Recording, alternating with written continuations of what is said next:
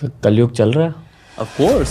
और खत्म होने वाला है। नहीं, अब तो बहुत टाइम है, 5,000 साल हो चुके हैं और अभी 4,27,000 साल और बाकी है बस। It's a beginning. No it's not.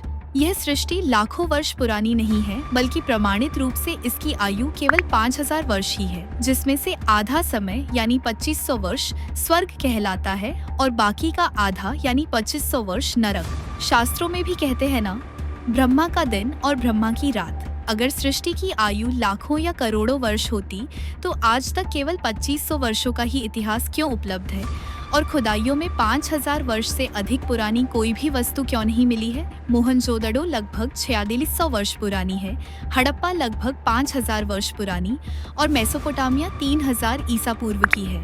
इनमें से कोई भी 5,000 वर्ष से अधिक पुरानी नहीं है।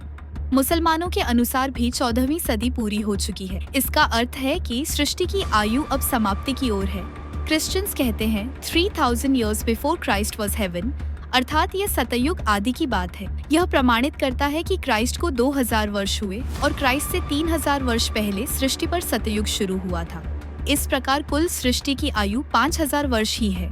लाखों करोड़ों वर्षों की बातों का तो कोई एक भी प्रमाण नहीं है, ना ही सभी धर्मों के अनुसार, ना हिस्ट्री के अनुसार। इस 5000 वर्ष की सृष्टि चक्र में 4 युग होते हैं: सत्य युग, त्रेता युग, द्वापर युग और कलयुग। हर युग की आयु 1250 वर्ष है।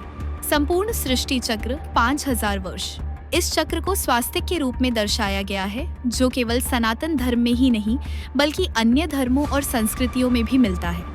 कलयुग के अंत और सत्ययुग की शुरुआत के मिलन को पुरुषोत्तम संगम युग कहा जाता है, जो कि 100 वर्ष का है। इसी की याद में आज भी हर चौथे वर्ष पुरुषोत्तम मास मनाया जाता है।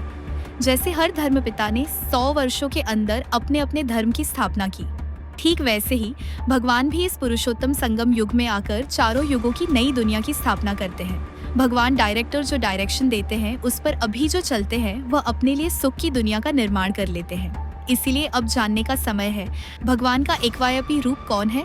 वो कौन है जो आज राजयोग की पढ़ाई पढ़ा रहे हैं, जो हमें सृष्टि के आदि, मध्य और अंत का ज्ञान दे रहे हैं। मनुष्य सभी प्राणियों में श्रेष्ठ है क्योंकि उसके पास मन और बुद्धि है।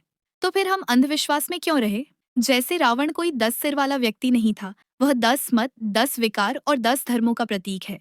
इसी प्रकार कुंभकर्ण भी कोई एक विशेष व्यक्ति नहीं था, बल्कि हम सभी का प्रतीक है, जो आज अज्ञान की नींद में सोए पड़े हैं। अब भगवान ज्ञान अमृत सुना रहे हैं, उसे सुनो, समझो और जागो।